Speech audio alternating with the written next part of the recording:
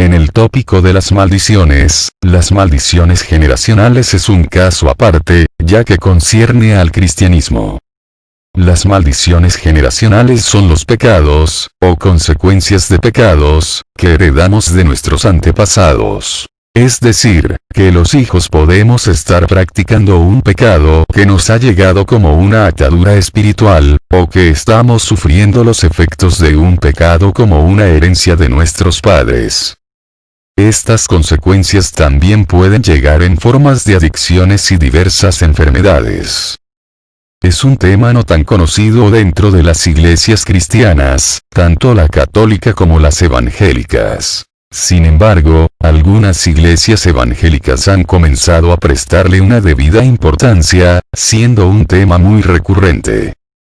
Rebecca Brown y Daniel Yoder es una pareja de pastores, siendo unos de los precursores de esta temática dentro del cristianismo. Ambos publicaron un libro llamado Maldiciones sin quebrantar, en los que hacen una exhaustiva investigación, recopilando varios casos de maldiciones, entre ellas las generacionales, las cuales ellos detallan cómo pudieron romperlas.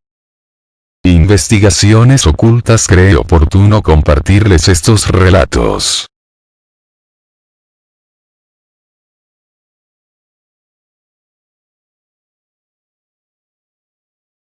Los pecados de nuestros antepasados pueden tener un efecto demoledor sobre nuestra vida. Los que se encuentran comprometidos en la adoración y servicio a Satanás entienden muy bien la importancia de la herencia. Por lo tanto, cuando maldicen a una familia, se aseguran de incluir a todos los descendientes en la maldición. El deseo de ellos es destruir a toda la genealogía, y no solo a la persona. Si bien los cristianos han perdido el concepto de la herencia, las fuerzas de Satanás no lo han perdido. Satanás está al tanto de los principios de la herencia establecidos por Dios y los utiliza.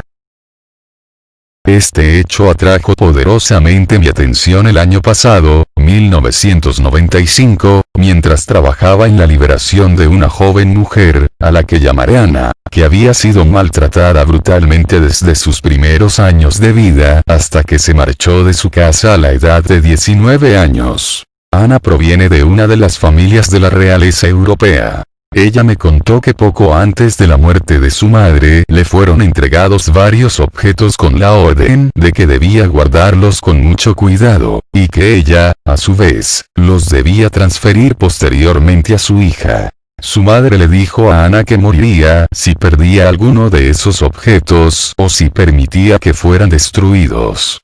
Cuando Ana le preguntó a su madre por qué eran tan importantes las cosas que le habían dado, le dijo que eso aseguraría la continuación del poder de su familia. Este poder provenía de los espíritus malignos presentes en su familia, la cual había adorado y servido a Satanás durante varias generaciones. En realidad, Ana tenía un gran árbol genealógico dibujado en un viejo pergamino que se remontaba al siglo XV. Esta joven mujer fue el primer miembro de la familia que aceptó a Cristo. Ana trajo consigo los objetos cuando vino a verme, y oró sobre cada uno de ellos, quebrantando las líneas de herencia y cualquier maldición asociada con ellos. Mientras quemábamos cada uno de los objetos, Ana ordenó que todos los demonios que tenían que ver con ellos desaparecieran para siempre de su vida en el nombre de Jesucristo. El objeto más interesante de todos era el certificado de ciudadanía que recibió el primer antepasado que emigró a los Estados Unidos, y que tenía como fecha el año 1850. La madre de Ana le había recalcado la gran importancia de este documento, para asegurar la permanencia del poder en su línea familiar que vivía ahora en los Estados Unidos. Nos intrigaba por qué era tan importante, y por lo tanto oramos al Señor pidiéndole que nos revelara la razón. El Señor nos la mostró a las dos al mismo tiempo. Ese certificado de ciudadanía era la entrada legal que permitía que todos los demonios que tenían que ver con su genealogía familiar tuvieran entrada franca a los Estados Unidos. Nunca había pensado en esto antes. Mientras Ana le prendía fuego al certificado de ciudadanía de su antepasado, no solo ordenó a los demonios que desaparecieran de su vida, sino que también ordenó que todos los demonios que tenían que ver con el árbol genealógico de su familia desaparecieran de los Estados Unidos para siempre.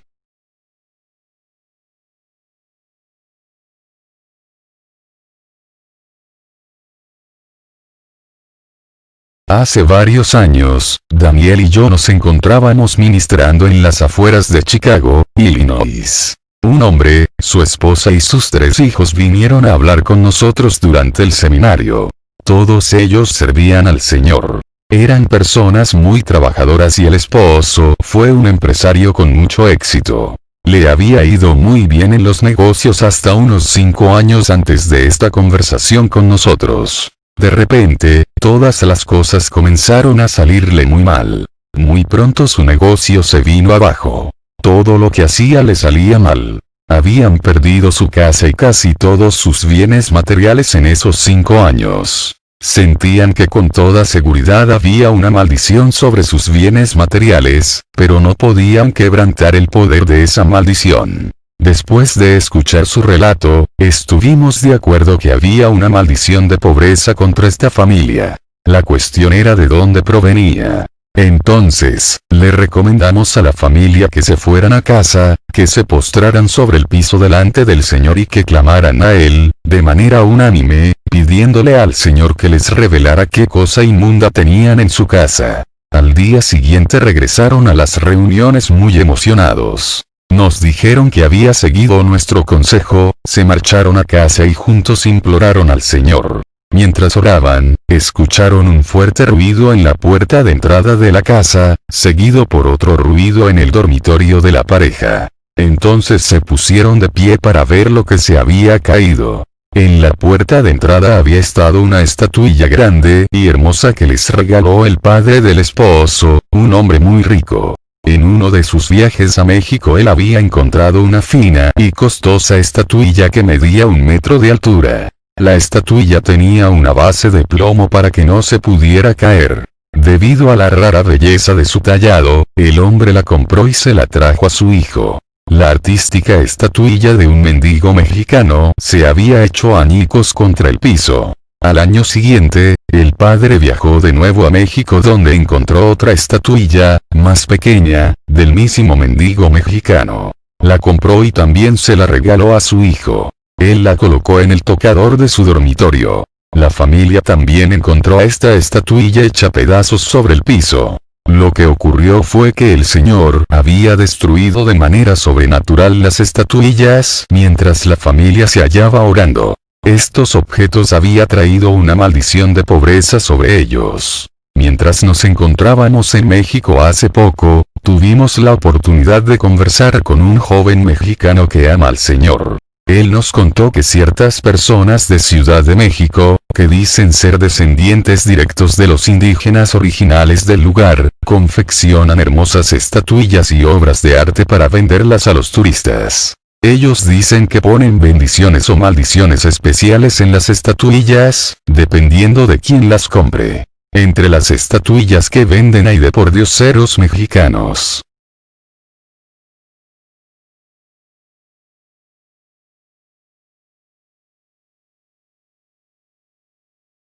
Hace varios años, yo, Rebeca, me encontraba ministrando en Kenia, África. Allí conocí a una joven pareja que eran médicos misioneros en una de las tribus nativas. El joven médico vino a hablarme sobre su esposa. Ambos eran cristianos consagrados, habían vivido y trabajado en Kenia por cerca de 3 años, pero poco después de llegar, su esposa cayó enferma. No podían encontrar la causa de su padecimiento, pero su estado de salud empeoraba cada vez más. Por último, tomaron un periodo de licencia y regresaron a los Estados Unidos para que fuera tratada en un importante centro médico y se le descubriera la causa de su enfermedad.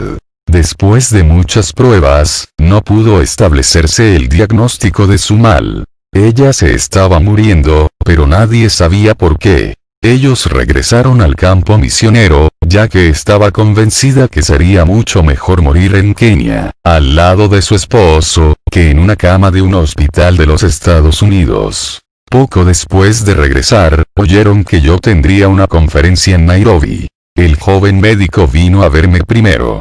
Cuánto sufrí por él mientras los escuchaba hablar del estado de su esposa. Su aflicción era muy profunda al pensar en la cercana muerte de su joven esposa. Mientras conversábamos, noté que llevaba puesto en uno de sus brazos un brazalete polícromo hecho de hilos tejidos. Le pregunté dónde lo había obtenido y por qué lo usaba. Me dijo que era un regalo de uno de los curanderos de la tribu con el que trabajaba. Me contó que las personas encargadas del dispensario insistían en que toda persona que viniera por primera vez a consultarse tenía que ver primero a los hechiceros y aceptar sus brazaletes para mantener las buenas relaciones. Toda persona llevaba puesto un brazalete dado por algún curandero, como demostración de buena voluntad hacia los hechiceros de la tribu. Si no lo hacían, temían que los brujos se sintieran celosos del dispensario y que trataran de expulsarlos o evitar que las personas vinieran a recibir ayuda médica. Entre los trabajadores del dispensario había una gran cantidad de problemas. Les colocaban los brazaletes a todos para traer maldiciones a sus vidas. Los directivos de ese consultorio eran increíblemente ingenuos al creer que los hechiceros no trataban de causarle ningún daño al personal médico cristiano que traía el Evangelio de Jesucristo y la sanidad a las personas de sus tribus. No tengo la más mínima duda de que la enfermedad de la esposa de este hombre tenía origen demoníaco. Tampoco tengo dudas de que era el resultado directo de maldiciones puestas sobre su vida por los hechiceros. Mientras ella siguiera usando el brazalete como señal de buena voluntad hacia los brujos, los demonios participantes en esas maldiciones tenían el derecho legal de destruirla.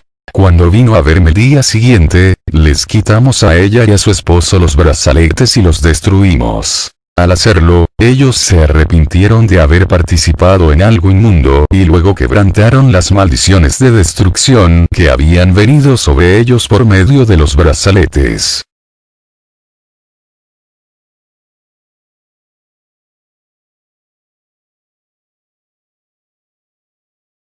David, un hombre de oración, es uno de los líderes de nuestro grupo de estudio bíblico y oración. Hace un tiempo, fue a la casa de una mujer que acababa de aceptar a Cristo como su Señor y Salvador. Acaba de mudarse a una casa alquilada y estaba siendo terriblemente atormentada en las noches por malos espíritus. A petición de ella, David la visitó para orar en cada una de las habitaciones de la casa, a fin de expulsar a los espíritus malignos. Mientras David se encontraba en la casa, ella le mostró los restos de un animal en el patio que había sido mutilado y muerto semejante a un sacrificio satánico. Ella se había horrorizado al encontrar al animal y pidió a David que lo sacara. David recogió el cadáver y se deshizo del mismo. Más tarde, esa misma noche, David fue atacado por espíritus malignos. De nuevo al día siguiente, mientras se dirigía a su trabajo, aquellos demonios lo atacaron causándole casi un accidente. David se percató de que los ataques habían comenzado luego de su visita a la casa de la nueva creyente y de expulsar a los demonios. Nos habló de los restos del animal en el patio y cómo sentía que eran parte de un sacrificio satánico. David había manipulado una cosa inmunda sin que se le ocurriera orar después para romper la maldición resultante que había venido sobre su vida. Tan pronto como se dio cuenta de lo que había sucedido, lo único que hizo David fue orar pidiendo al Señor que lo limpiara por haber tocado algo inmundo y luego que la maldición fuera quebrantada. Eso detuvo en el acto los ataques que estaba experimentando y no tuvo más problemas.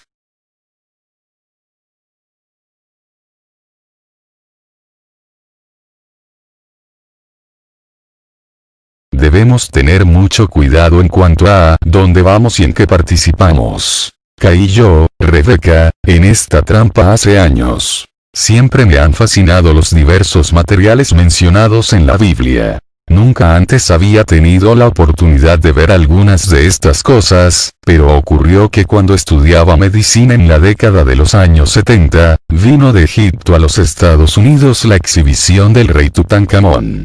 Muchos objetos antiguos y hermosos que se extrajeron de la tumba del rey Tutankamón de Egipto estaban en exhibición. Decidí ir a verlos, porque estaba ansiosa por observar el alabastro y otros hermosos materiales. Toda la exposición fue de verdad hermosa y fascinante, y disfruté mucho de ella.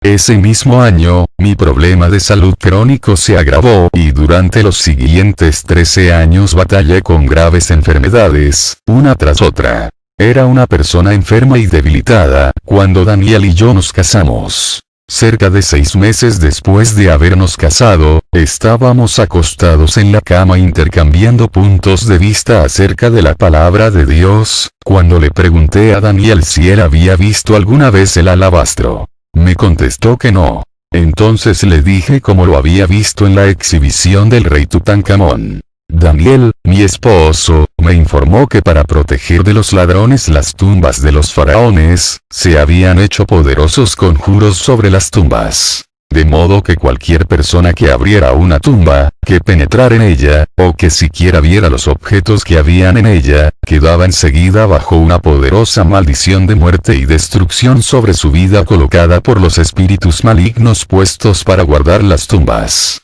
Tales conjuros se habían colocado sobre la tumba del rey Tutankamón cuando se construyó, y todavía están en vigor. Usted recordará que las personas que estuvieron en la excavación de su tumba, murieron todas antes de haber transcurrido 2 años de terminada la excavación. Ejercí autoridad sobre la maldición y ordené que fuera quebrantada en el nombre de Jesucristo. Mi salud comenzó a mejorar desde ese momento y no he tenido ninguna enfermedad desde entonces.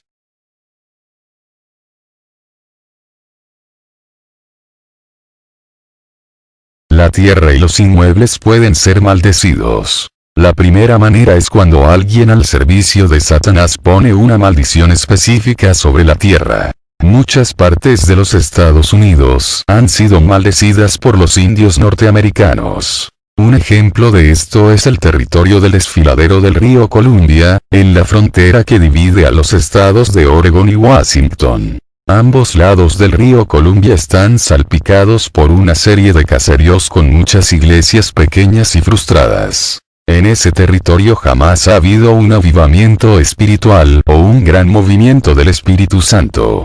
Hace muchos años, los indios norteamericanos pusieron una maldición sobre esta tierra, con el propósito de que el hombre blanco jamás progresaran. Los blancos han progresado económicamente un poco en esta región, pero el desarrollo espiritual ha sido nulo. Es también una región que tiene un índice de suicidios y homicidios extremadamente alto, como también lo es el índice de divorcios y de casos de incesto. Los indios adquirieron el derecho legal de maldecir de esa manera la tierra, por las terribles injusticias cometidas contra ellos por los primeros colonos blancos, presuntamente cristianos practicantes, que llegaron a este lugar. Hemos estado en contacto con varios pastores y sus esposas que se han mudado a casas pastorales y que han estado bajo terribles ataques demoníacos. Ellos descubrieron que las iglesias estaban acosadas por problemas. En cada uno de los casos, después de hacerse una investigación de los terrenos donde la iglesia y la casa pastoral fueron construidas, se descubrió que fueron antes lugares donde los indios enterraban a sus muertos. Estos cementerios son considerados sagrados y el lugar de morada de los espíritus y de sus dioses.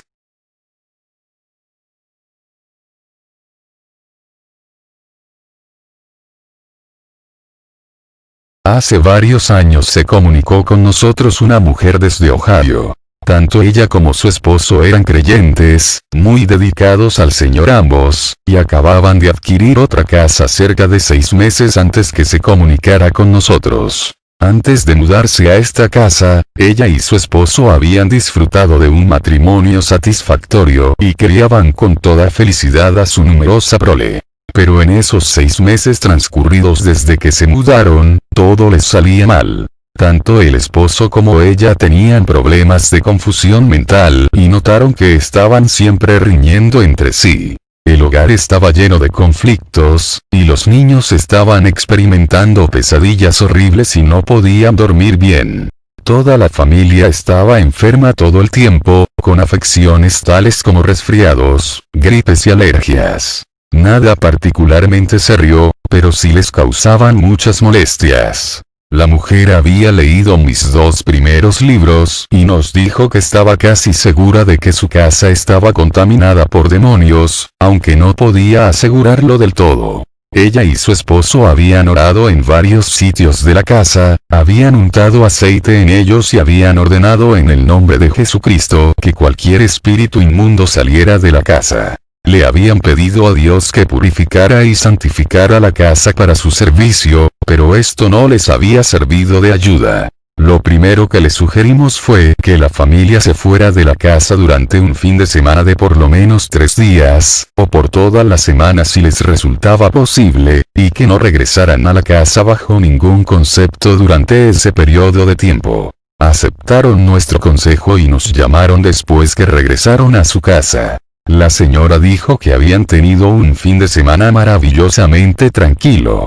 Los niños durmieron bien, no tuvieron pesadillas, y ella y su esposo descubrieron que se amaban de verdad, a pesar de todo lo ocurrido, al punto de que no tuvieron ni una sola desavenencia durante todo el fin de semana. Ahora sí tenían la seguridad de que el problema estaba en la casa. Entonces les dijimos que ella y su esposo tendrían que escudriñar cada pulgada de la casa para encontrar cualquier cosa que fuera inmunda, como marcas, señales u objetos ocultistas, y otras cosas por el estilo. Volvimos a saber de ellos cerca de una semana después. Este matrimonio había dedicado todo un día para orar en los diversos lugares de la casa, escudriñando cada rincón. Miraron en todos los lugares de la vivienda, de arriba a abajo y de un extremo a otro, pero no encontraban nada. Sin embargo, se sentían dirigidos al cuarto de juegos que había en el sótano. Era una habitación hermosamente acabada y alfombrada, y se dieron cuenta de que se sentían muy mal cada vez que se encontraban en el centro de la habitación. Por último, contrataron a unos trabajadores para que quitaran la alfombra. Allí, en el centro del piso, había la figura de una estrella de 5 puntas, encerrada dentro de un círculo con las palabras, "Salve, Satanás", escritas sobre ella. El dibujo y las palabras habían sido grabadas en el cemento, antes que se endureciera, y después colocaron sobre el dibujo un relleno de paja y la alfombra. No había forma de quitar esto, a menos que se hiciera con un martillo perforador y se sacara todo el pedazo de cemento en el que estaba dibujada la estrella. Mientras estuviera allí el dibujo, los demonios tenían el derecho legal de habitar la casa. Después de discutirlo y orar mucho, el matrimonio decidió vender la casa, perdiendo mucho dinero en la operación. No taparon el dibujo que había en el piso de cemento del sótano cuando ofrecieron la casa en venta, y las personas que la compraron estaban encantadas con la casa, con figura y todo, porque estaban muy relacionadas con el ocultismo.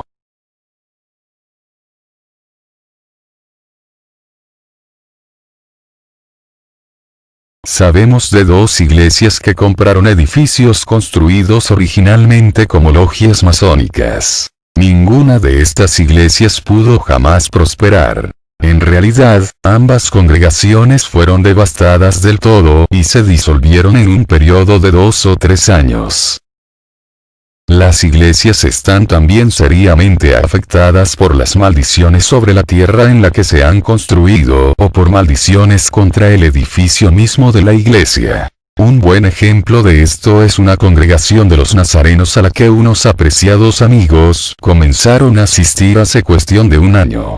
Estaban preocupados porque la iglesia había ido cuesta abajo durante varios años. Nadie se convertía y había una larga historia de mucha enfermedad y disensión dentro de la iglesia. Al conocer a la congregación, se enteraron de que algunas personas habían penetrado en el templo años antes. Un grupo de satanistas había realizado, al parecer, un sacrificio sangriento dentro de la iglesia. En las paredes pintaron con sangre símbolos ocultistas, y el altar fue embadurnado con sangre y excremento. Los miembros de la iglesia limpiaron con esmero las paredes, las pintaron de nuevo y purificaron el altar. Estos amigos nuestros le dijeron a su pastor lo que debía hacerse. Ellos y el pastor fueron por todo el edificio de la iglesia ungiéndolo con aceite, orando y ordenando que las maldiciones fueran quebrantadas y que los demonios se marcharan. Desde entonces, la iglesia ha experimentado un crecimiento.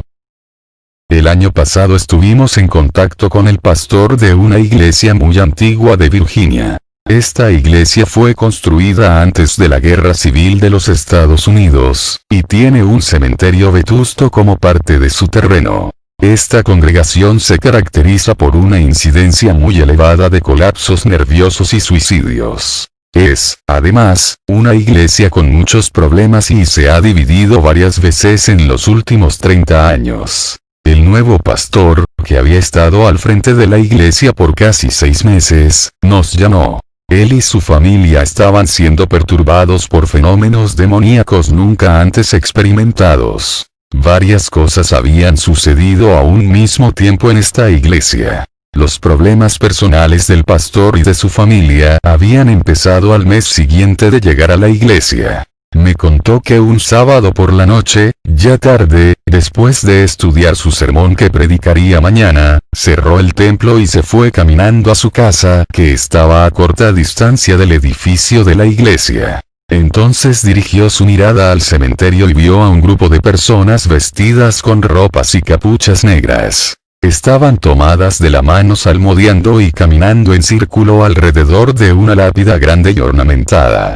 Por no saber nada del ocultismo o de la hechicería, simplemente se dirigió al grupo, interrumpió su rito y les informó que se encontraban en una propiedad privada. Después les ordenó que salieran de allí de inmediato y los amenazó con llamar a la policía si no lo hacían.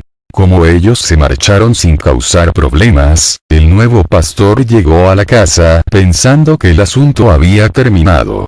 A partir de ese momento, él y su familia comenzaron a experimentar pesadillas horribles, enfermedades y lo que consideraban alucinaciones, pero que en realidad eran apariciones demoníacas. Por último, el Señor lo puso en contacto con mis libros y comenzó a entender que estaban bajo un ataque demoníaco.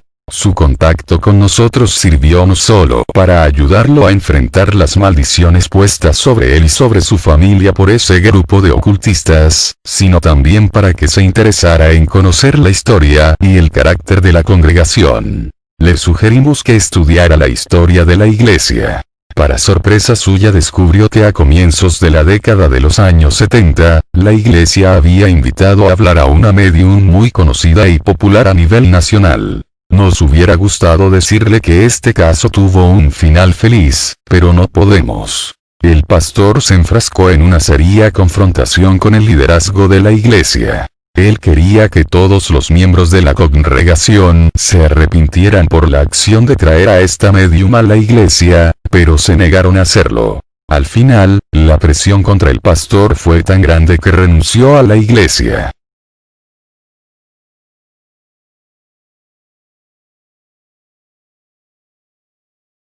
Yo Daniel me encontraba visitando la nueva cabaña Escamanía, en las afueras de Stevenson, estado de Washington. Rebecca y yo fuimos allí con un buen amigo nuestro que trabajaba en ese lugar. Toda esa región está bajo el gobierno de una poderosa divinidad india llamada Sagalala, o la que vigila. El rostro de Sagalala está en todas partes y la tienda de regalos no era la excepción. Al pasar frente a la exhibición de los imanes, me acerqué y toqué uno de ellos que tenía la imagen del rostro de Sagalala. Al hacerlo, dije con sarcasmo, ¿lo ven? No es tan grandiosa como piensa. Seguimos recorriendo la cabaña sin acordarnos más del comentario que había hecho. 2 horas después de nuestra visita a la cabaña, me sentí muy enfermo. Tenía un fuerte dolor de estómago y comencé a vomitar. Rebecca y nuestro amigo y pastor me ungieron con aceite y oraron por mí. Ellos estaban firmemente convencidos de que la causa de mi enfermedad era algún tipo de maldición, pero no podíamos de ninguna manera quebrantarla ni tampoco evitar que los demonios me afligieran. Rebeca estaba sumamente preocupada porque me estaba deshidratando, quiso llevarme al hospital, pero me opuse ya que teníamos que tomar un tren en pocas horas y estaba decidido a no perderlo. Vomité sin parar hasta que tomamos el tren. Mientras partíamos de la estación y nos alejábamos del lugar, el Espíritu Santo me habló y me mostró que yo le había dado a Sagalala, por mi sarcasmo y falta de respeto, el derecho legal de maldecirme. Cuando reconocí el pecado de burlarme de Sagalala y le pedí perdón al Señor, pude ordenar que la maldición de Sagalala fuera quebrantada en el nombre de Jesucristo. Enseguida, dejé de vomitar. Estaba debilitado y deshidratado, pero me recuperé rápidamente tan pronto como la maldición fue quebrantada.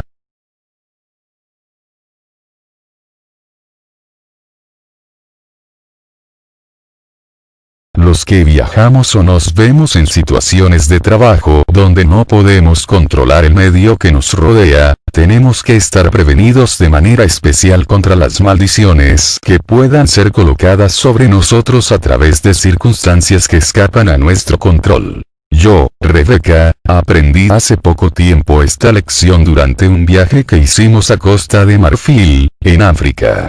Los cristianos que nos invitaron hicieron arreglos para que estuviéramos alojados en un hermoso hotel de la playa. Viajamos 36 horas hasta Abidjan, la capital, y estábamos tan cansados que cuando llegamos, apenas tuvimos fuerzas para llegar, tambaleándonos hasta nuestra habitación del hotel, y caímos en la cama muertos de sueño. En la mañana siguiente, mientras yo tomaba una ducha, Daniel estaba acostado sobre la cama, medio dormido y pensaba que yo estaba sentada en el extremo de la cama. Abrió los ojos para decirme algo, pero yo no estaba allí. Él pensó que aquello era producto de su imaginación debido a la fatiga. Teníamos que vestirnos y salir pronto de la habitación, ya que tendríamos un día lleno de actividades. Comenzamos a observar con detenimiento lo que nos rodeaba. Había un enorme tapiz tejido con figuras de mujeres africanas, colgado en la pared sobre nuestra cama. Rápidamente, nos dimos cuenta de que las figuras eran representaciones de divinidades demoníacas. Había también un cuadro en la pared del frente, que representaba a una tribu africana realizando una ceremonia ritual. Ambos, el tapiz y el cuadro, eran terreno legal para los demonios. Lo que hicimos fue orar. Un rato después, mientras estábamos en la cama estudiando el material del día siguiente, sentí que algo se sentó cerca de mis pies, pero no era algo que podía ver. Le dije a Daniel lo que había sentido y recordó lo sucedido temprano esa mañana. No teníamos ninguna duda de que el intruso era un espíritu maligno. Lo reprendí enseguida, pero no se marchó porque tenía el derecho legal de estar en esa habitación. No pudimos dormir. Los demonios nos molestaron. Durante nuestra permanencia en el país, me sobrevino un ataque físico. Más tarde, en esa misma semana, la administradora del hotel realizó una breve visita a nuestra habitación. Le había hablado del tapiz y ella estaba interesada en verlo. Tan pronto como lo vio dijo, ese es el dios Por. Él es un dios poderoso de las tribus del norte de Costa de Marfil. Entonces, le pedí que me hablara de él. Ella no sabía mucho, excepto que era muy conocido por el odio que le tenía a las mujeres. En realidad, odiaba tanto a las mujeres que si alguna se atrevía a mirarlo, o a mirar una representación de él, enseguida recibía una maldición de muerte.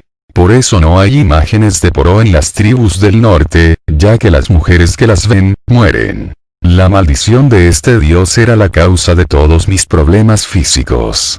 Cuando salí de esa habitación por última vez, de inmediato ejercí autoridad sobre la muerte de Poró y ordené que fuera quebrantada en el nombre de Jesucristo. Luego ordené a todos los espíritus inmundos asociados con esa maldición que huyeran de mí para siempre en el nombre de Jesucristo. Al instante, comencé a sentirme mejor y estaba bien cuando llegamos a nuestra casa.